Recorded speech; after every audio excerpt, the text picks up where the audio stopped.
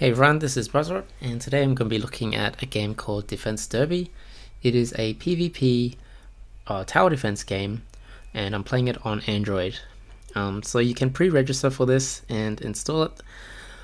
This is the home screen, and on it there's two main battle modes. We have the Derby, which is the PvP mode at the bottom in blue, and on the right of that we have Blitz, which is the stage mode or the campaign. So I'll just quickly show you the stage mode. I'm currently on stage 7, and this is what the battlefield looks like. You have units on top of the castle. The one in the middle is the hero, and your units are the ones around it. And the aim of this stage is to basically defeat all the monsters before they reach your castle and attack it and break it. So at the moment my units aren't really strong enough, but we'll go and have a look at them now. So yeah, as I mentioned, in the center of your castle there is your hero unit, and this hero unit has an active skill and a passive skill. So when you're in the game, in PvP mode I should say, you can activate that skill during a game and it will help you out. So this one just gives you extra firepower to destroy your monsters faster. And the other thing is each hero and unit has a faction. So they could be either human, beast, or spirit. And with this particular game, the layout does matter. So when you do place your units, if they are all the same faction, standing next to each other, they get an attack bonus. I'm just going to show you a PvP game that I played. So when the game starts, we have your deck, and you're randomly given 2 cards in your deck. So in this particular case, I have these 2 units. And the aim here is to survive the longest. There's multiple rounds. So each round there's a wave of monsters, and if you do manage to beat them all, you don't lose any HP. So there's HP shown at the bottom of your map there. So in order to get a new unit, there's an interesting system here, which is bidding. So we start off with 22 coins, and the highest bidder wins that unit. So you see here that person bidded the highest at 11, and they now have a new unit to place on their castle in the next round. So one of the things that you'll also notice that when you place these units, you could also reposition them. So every time you do that, you need to carefully consider where you want to do that, because you won't be able to do that again very soon. So the other thing I forgot to mention is that if you clear the wave first, then it makes the monsters on your opponents just enrage. So I think they just move a bit faster. And so when you do the bidding here, you can see what the amount of coins that other people have. So at the moment I can see that the second player has 15, and so now we're going on to our third round. You can see the other players' progress on the minimap at the top. So it shows the position of the monsters and whether or not they've cleared theirs or not yet. So one of the players' anti-hero managed to clear it, and it sent my monsters and everyone else's into enrage mode. So there's an interesting thing that happens as well if everyone bids the same. So in this particular case, so I bid at 12, but 2 others also bid at 12. So that means that they get to get that unit as well. So they just happen to bid the same price of 12. One of the things that you might be familiar with. So here's an example of having 3 units in a row. You can see the tiles underneath them light up a bit. So there's a bit of a buff there. And when I broke that position, we no longer see it. But one of the things you could do as well is upgrade your units while in the game. So if you get another copy of the same unit, they are upgraded to another star. So at the moment you see all the units that I have just have 1 star, but if there is another copy. You can drag that copy onto the existing unit and it'll upgrade it for you. That's kind of important just because when past a certain point, you fill out all the slots. So you only have 8 slots there for units. So if you get more, then you obviously want to get copies of the ones you already have and upgrade the units to get them stronger. So we saw that Nero actually got wiped out. So too many monsters hit his castle and he's now in 4th position. He's knocked out.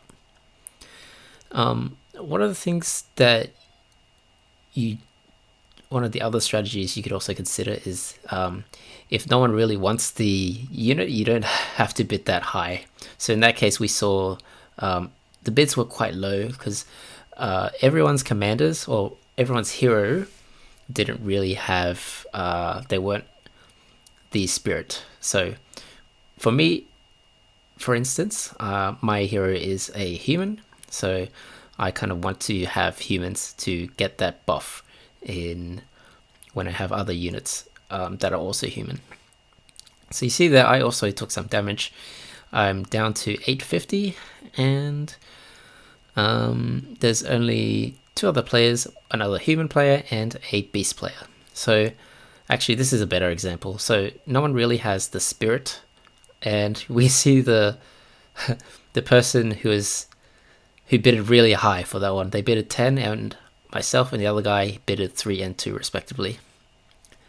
So it doesn't really benefit us as much because we don't get a bonus.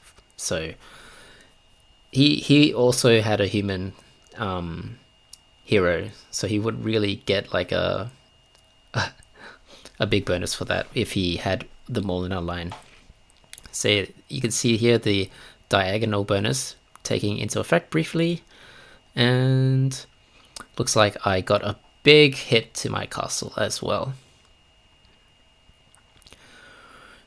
And we are now doing another round of bidding. This is the 8th wave. You'll notice that the game progresses fairly quickly. Like it's kind of difficult as well. One of the things you have to do is rearrange your troops at the beginning of the game. So you can see I'm scrambling to try and reorganize my troops at the beginning. You only get like a few seconds there. So if you don't do that in time, you have to drag your units there and then wait for the cooldown, and it kind of does disadvantage you if you have to wait longer.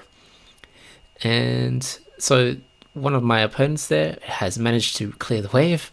I wasn't sure I was going to do that actually. And the 4th player at the top there has also just been wiped out. So it's now between the 2 human players, 2 human hero players anyway. Just by looking at their screen, they have 8 units and I only have 6. And the only thing that seems to be saving me right now is one of the units there that does a slow effect, which kind of slows down the troops, but I'm also taking a lot of damage. So at this point in time, the other person has 10 coins and I have 28. So it means that their maximum bid is 10, right? And they tried to do that, which means that if I just bidded 11, I'm guaranteed to win the card. So that is also part of the strategy. You have to be mindful of when you spend your coins. And in this case, I was able to get a card and he wouldn't. It's pretty much guaranteed. So we are on the 10th wave.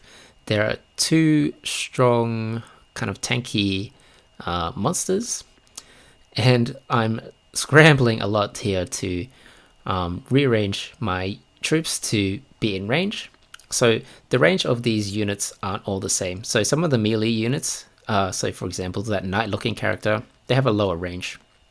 So that's why you kind of want to move them around to make sure they're dealing damage. So this is something that, so in this particular round, my opponent didn't want it, so they bid it very low, and I sort of did a low bid as well, 7, but it was still 3 higher than his. But I mean, that's okay.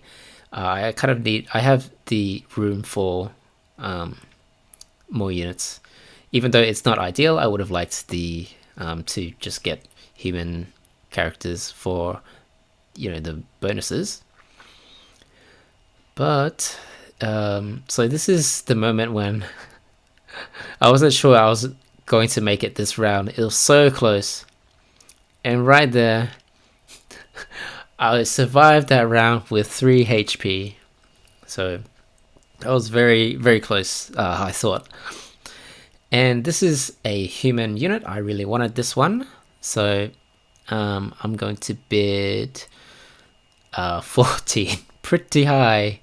So my opponent also wanted it. He bidded 13 as well. So it was just lucky that I managed to outbid him. And now I have 7 units. So if he got that bid, he would have been in a very good position. Like, he would have had a full house. And this is the sort of like a slime monster, where every time you beat the bigger one, the small ones pop out.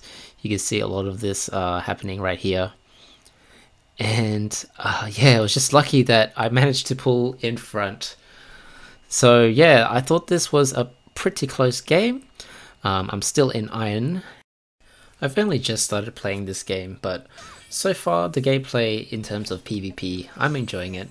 The games are fairly quick, and yeah, I think I'm going to be covering this game a bit more. Just I would say commentating some of the matches that I've played. Yeah, look forward to that, and if you enjoyed the video, make sure to leave a like, and I'll see you guys next time.